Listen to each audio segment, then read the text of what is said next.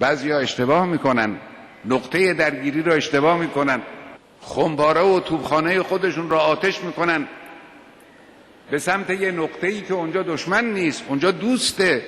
بعضی‌ها رقیب انتخاباتی خودشون رو شیطان اکبر به حساب میارن. رقیب جناحی که شیطان اکبر نیست، رقیب انتخاباتی که شیطان اکبر نیست. عثمان صورتی دل ما رو بردی، این انتری رو باز چی آوردی؟ نشون به اون نشون یادته محمود و روی عبات نشوندی، گفتی این بابا نمود دوای دردمونه، اما این گاگول داره نظامو میپاشونه. عثمان صورتی دل ما رو بردی، این انتری رو باز چی آوردی؟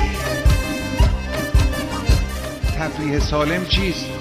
آپارتمان نشینی چیست؟ مشکل کجاست؟ زمانش یادمون رفت. تجملگرایی و مواد مخدر بده، خوبه. همش میگی خمارم، حتی ندارم، میخوام با این مگس خوش حال تو جا بیارم.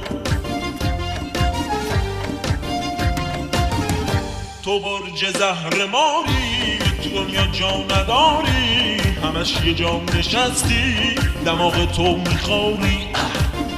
چرا ما رعایت‌های لازم رو نمی‌کنیم؟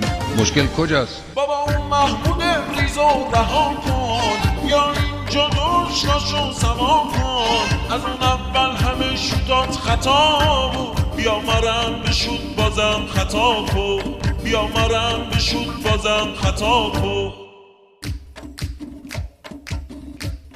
عثمان صورتی دل ما رو بردی، این انتری رو واسه چی آوردی؟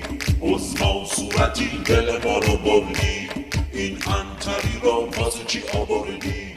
عثمان صورتی دل ما رو بردی.